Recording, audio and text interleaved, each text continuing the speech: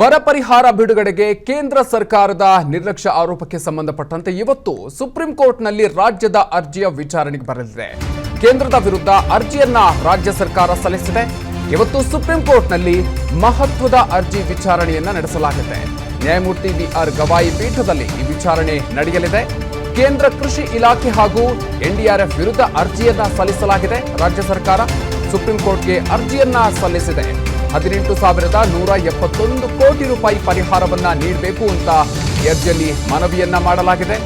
ಈ ವಿಚಾರಕ್ಕೆ ಸಂಬಂಧಪಟ್ಟಂತೆ ರಾಜ್ಯ ಯಾವ ರೀತಿಯಾಗಿ ವಾದವನ್ನ ಮುಂದಿಡುತ್ತೆ ಅನ್ನುವಂಥದ್ದು ಈಗ ಇರುವಂತಹ ಕುತೂಹಲ. ಜೊತೆಗೆ ಕೇಂದ್ರದ ಪ್ರತಿವಾದ ಏನು ಅನ್ನೋದು ಕೂಡ ಸಾಕಷ್ಟು ಕುತೂಹಲ ಕೆರಳಿಸಿದೆ. ಈಗಾಗಲೇ ರಾಜ್ಯ ಹಾಗೂ ಕೇಂದ್ರ ಸರ್ಕಾರಗಳ ನಡುವೆ ಇದೇ ವಿಚಾರಕ್ಕೆ ಸಂಬಂಧಪಟ್ಟಂತೆ ಸಾಕಷ್ಟು ವಾಗ್ವಾದಗಳು ಕೂಡ ನಡೆದಿರೋದನ್ನ ನಾವು ಗಮನಿಸಬಹುದು. ಮತ್ತು ಒಂದು ಕಡೆಯಲ್ಲಿ ಸಿದ್ದರಾಮಯ್ಯನವರು ಕೂಡ ಈಗಾಗಲೇ ಕೇಂದ್ರ ಸರ್ಕಾರದ ವಿರುದ್ಧ ನೇರವಾಗಿ ವಾಗ್ದಾಳಿಯನ್ನ ಮಾಡಿದ್ದಾರೆ. ಇನ್ನು ಕಳೆದ ಡಿಸೆಂಬರ್ 20ರಂದು ಗೃಹ ಸಚಿವ ಅಮಿತ್ ಶಾ ಹಾಗೂ ಪ್ರಧಾನಿಯನ್ನ ಕೂಡ ಡಿಸೆಂಬರ್ 19ರಂದು ಪ್ರಧಾನಿ ನರೇಂದ್ರ ಮೋದಿ ಅವರನ್ನು ಕೂಡ ಭೇಟಿ ಮಾಡಿದ್ರು. ಸಾಕಷ್ಟು ಪ್ರಯತ್ನಗಳನ್ನ ಪಟ್ಟಿದ್ರು ರಾಜ್ಯ ಸರ್ಕಾರ ಬರ ಪರಿಹಾರವನ್ನ ಬಿಡುಗಡೆ ಮಾಡುವಂಥ ವಿಚಾರಕ್ಕೆ ಸಂಬಂಧಪಟ್ಟಂತೆ. ಆದರೆ ಅಲ್ಲಿಂದ ಕೇಂದ್ರ ಸರ್ಕಾರದಿಂದ ಯಾವುದೇ ಸ್ಪಂದನೆ ದೊರೆಯದ ಬಳಿಕ ಈಗ ಕಾನೂನು ಮಾರ್ಗವನ್ನು ಈಗ ರಾಜ್ಯ ಸರ್ಕಾರ ಆಯ್ಕೆ ಮಾಡಿಕೊಂಡಿದೆ. ಜೊತೆಗೆ ರಾಜ್ಯಕ್ಕೆ 1 ಪೈಸೆ ಕೂಡ ಬಿಡುಗಡೆ ಮಾಡಿಲ್ಲ ಅಂತ ರಾಜ್ಯ ಸರ್ಕಾರ ಈಗ ಆರೋಪವನ್ನು ಕೂಡ ಮಾಡಿರುವಂಥದ್ದು. ಇನ್ನು ವಿಪತ್ತು ನಿರ್ವಹಣಾ ಕಾಯ್ದೆ 2005ರ ಅಡಿಯಲ್ಲಿ ರಾಜ್ಯಕ್ಕೆ ತನ್ನ ಬಾಧ್ಯತೆಯಾಗಿರುವಂಥ ಹಣಕಾಸಿನ ನೆರವನ್ನು ನೀಡೋದಕ್ಕೆ ಕೇಂದ್ರ ವಿಫಲ ಆಗಿದೆ. ನಮ್ಮ ಎಲ್ಲ ಆಯ್ಕೆಗಳ ನಂತರ ನಾವು ರಿಟ್ ಅರ್ಜಿಯೊಂದಿಗೆ ಸಂವಿಧಾನದ 32ನೇ ವಿಧಿಯ ಅಡಿಯಲ್ಲಿ ನಮ್ಮ ಶಾಸನಬದ್ಧ ಹಕ್ಕನ್ನು ಚಲಾಯಿಸಿದ್ದೀವಿ ಅಂತ ಸುಪ್ರೀಂ ಕೋರ್ಟ್ಗೆ ರಾಜ್ಯ ಸರ್ಕಾರ ಅರ್ಜಿಯನ್ನು ಸಲ್ಲಿಸಿದ್ದು ತನ್ನ ನಡೆಯನ್ನು ಸಮರ್ಥನೆ ಮಾಡಿಕೊಂಡಿದೆ. ಬನ್ನಿ ಈ ಬಗ್ಗೆ ಇನ್ನಷ್ಟು ಹೆಚ್ಚಿನ ಮಾಹಿತಿಯನ್ನು ನೀಡ್ತಾರೆ ನಮ್ಮ ಪ್ರತಿನಿಧಿ ವಿಕ್ರಮ್. ಇದೀಗ ನಮ್ಮ ಜೊತೆ ದೂರವಾಣಿ ಸಂಪರ್ಕದಲ್ಲಿದ್ದಾರೆ. ವಿಕ್ರಮ್, ಇದೀಗ ಬರ ಪರಿಹಾರ ವಿಚಾರಕ್ಕೆ ಸಂಬಂಧಪಟ್ಟಂತೆ ಈಗ ಕಾನೂನು ಹೋರಾಟಕ್ಕೆ ರಾಜ್ಯ ಸರ್ಕಾರ ಮುಂದಾಗಿರುವಂಥದ್ದು. ಇವತ್ತು ಅರ್ಜಿ ವಿಚಾರಣೆಗೆ ಬರ್ತಾ ಇದೆ. ಏನೇನು ವಾದಗಳನ್ನು ರಾಜ್ಯ ಸರ್ಕಾರದಿಂದ ನಿರೀಕ್ಷೆ ಮಾಡಬಹುದು?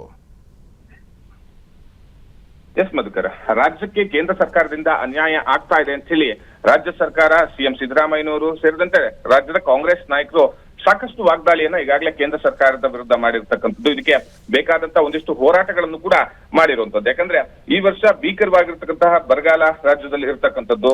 200ಕ್ಕೂ ಹೆಚ್ಚು ತಾಲೂಕುಗಳಲ್ಲಿ ಹಿಂದೆಂದೂ ಇರದೇ ಇರತಕ್ಕಂತಹ ಬರ ಬಂದಿರತಕ್ಕಂಥದ್ದು. 223 ತಾಲೂಕುಗಳು ಬರ ಪೀಡಿತ ಆಗಿದೆ ಅಂತ ಹೇಳಿ ಈಗಾಗಲೇ ರಾಜ್ಯ ಸರ್ಕಾರ ಘೋಷಣೆ ಮಾಡಿದ್ದು. ಕೇಂದ್ರದಿಂದ ಬರುವಂತಹ ಹಣ ಇದೆ, ಎನ್ಡಿಆರ್ಎಫ್ ಅಡಿಯಲ್ಲಿ ಬರಬೇಕಾದಂತಹ ಹಣ, ಅದನ್ನ ನಮ್ಗೆ ನೀಡಿ ಅಂತ ಹೇಳಿ ಕೇಂದ್ರ ಸರ್ಕಾರದ ಮುಂದೆ ಈ ಹಿಂದೆ ಸಿದ್ದರಾಮಯ್ಯನವರು ಕೂಡ ಬಂದು ಕೇಳ್ಕೊಂಡಿದ್ರು. ಅದಾದ ಮೂಲಕ ದೆಹಲಿಯಲ್ಲಿ ಬೃಹತ್ ಆಗಿರ್ತಕ್ಕಂಥ ಪ್ರತಿಭಟನೆ, ರೀಸೆಂಟ್ ಆಗಿ ನಿರ್ಮಲಾ ಸೀತಾರಾಮನ್ ಅವರು ಬರಲಿ ಇದಕ್ಕೆ ಬಹಿರಂಗ ಚರ್ಚೆಗೆ ಅಂತ ಹೇಳಿ ಕೃಷ್ಣ ಬೈರೇಗೌಡರು ಕೂಡ ಆಹ್ವಾನವನ್ನು ನೀಡಿದ್ರು. ಇದರ ಮುಂದುವರೆದ ಭಾಗವಾಗಿ ಈಗಾಗಲೇ ಸುಪ್ರೀಂ ಕೋರ್ಟ್ಗೆ ಈ ಒಂದು ರಿಟ್ ಅರ್ಜಿಯನ್ನು ಕೂಡ ಕರ್ನಾಟಕ ರಾಜ್ಯ ಸರ್ಕಾರ ಸಲ್ಲಿಸಿರ್ತಕ್ಕಂಥದ್ದು. ಸಹಜವಾಗಿನೇ ರಾಜ್ಯ ಸರ್ಕಾರದ ವಕೀಲರು ಸುಪ್ರೀಂ ಕೋರ್ಟ್ ಮುಂದೆ ವಾದವನ್ನ ಮಂಡಿಸ್ತಾರೆ. ಈಗಾಗಲೇ ರಾಜ್ಯದಲ್ಲಿ ಏನ್ ಬರಗಾಲ ಇರ್ತಕ್ಕಂಥದ್ದು ಅದನ್ನ ಘೋಷಣೆ ಮಾಡಲಾಗಿದೆ. ಒಟ್ಟು ಸುಮಾರು 35,162 ಕೋಟಿ ಅಂತ ನಾವು ಈಗಾಗಲೇ ಅಂದಾಜನ್ನ ಮಾಡಿದೀವಿ. ಇನ್ನು ಉಳಿದಂತೆ ಕೇಂದ್ರದಿಂದ ನಮಗೆ ಬರಬೇಕಾದಂತ ಅಂದ್ರೆ 18,171 ಕೋಟಿ. ಈ ಹಣದಲ್ಲಿ ಒಂದೇ ₹1 ಕೂಡ ಎನ್ಡಿಆರ್ಎಫ್ ಅಡಿಯಲ್ಲಿ ಕೇಂದ್ರ ಸರ್ಕಾರ ಬಿಡುಗಡೆ ಮಾಡಿಲ್ಲ. ಮತ್ತೆ ಅಲ್ಲದೆ 1 ತಿಂಗಳ ಒಳಗಾಗಿ ಏನು ಕೇಂದ್ರದಿಂದ ಬಂದಿರತಕ್ಕಂಥ ತಂಡ ಅಧ್ಯಯನವನ್ನು ಮಾಡುತ್ತೆ. ಆ ಒಂದು ಅಧ್ಯಯನ ಬಳಿಕ 1 ತಿಂಗಳ ಒಳಗಾಗಿ ಹಣವನ್ನ ಬಿಡುಗಡೆ ಮಾಡಬೇಕು. ಈಗಾಗಲೇ ಸುಮಾರು 3-4 ತಿಂಗಳು ಆದ್ರೂ ಕೂಡ ಅಧ್ಯಯನ ನಡೆದು ಎಲ್ಲವೂ ಪ್ರಿಪೇರ್ ಆಗಿದ್ರು ಕೂಡ ನಮ್ಗೆ ಬರಬೇಕಾದಂತ ಹಣ ಬರ್ತಾ ಇಲ್ಲ ಅಂತ ಹೇಳಿ ಇವತ್ತು ಕೋರ್ಟ್ ಮುಂದೆ ವಾದವನ್ನ ಮಂಡಿಸಲಿದ್ದಾರೆ. ಇದಾದ ಬಳಿಕ ಅಂದ್ರೆ ಈಗ ಈ ಒಂದು ಜಟಾಪಟಿ ರಾಜಕೀಯ ತಿರುವು ಪಡ್ಕೊಂಡಿರೋದಂತೂ ಸತ್ಯ. ಯಾಕಂದ್ರೆ ಕೇಂದ್ರ ನೋಡಿದ್ರೆ ನಾವು ಕೊಡ್ಬೇಕಾದಂತಹ ಹಣವನ್ನ ಕರ್ನಾಟಕಕ್ಕೆ ನೀಡಿದೀವಿ ಅಂತ ಹೇಳ್ತಾ ಇದ್ದಾರೆ. ಇನ್ನೊಂದ್ ಕಡೆ ರಾಜ್ಯ ಸರ್ಕಾರ ನಮ್ಗೆ ಯಾವುದೇ ರೀತಿಯಂತಹ ಹಣ ಬಂದಿಲ್ಲ ಅನ್ನೋ ಮಾತುಗಳನ್ನು ಕೂಡ ಹೇಳ್ತಾ ಇದ್ದಾರೆ. ಈ ಒಂದು ಫೈನಲ್ ಆಗಿ ಇವತ್ತು ಈ ವಿಚಾರ ಕೋರ್ಟ್ ಮೆಟ್ಲೇರಿರ್ತಕ್ಕಂಥದ್ದು. ಈ ಒಂದು ಅರ್ಜಿ ವಿಚಾರಣೆ ಕೂಡ ಇದೆ. ನ್ಯಾಯಪೀಠ ಏನ್ ಹೇಳುತ್ತೆ ಅನ್ನೋದನ್ನ ಬಗ್ಗೆ ಗಮನ ಹರಿಸಬೇಕಾಗಿದೆ. Madhukar, thank you Vikram. ಅನುಕ್ಷಣದ ಸುದ್ದಿಗಳಿಗಾಗಿ Vistara news YouTube channel subscribe ಮಾಡಿ.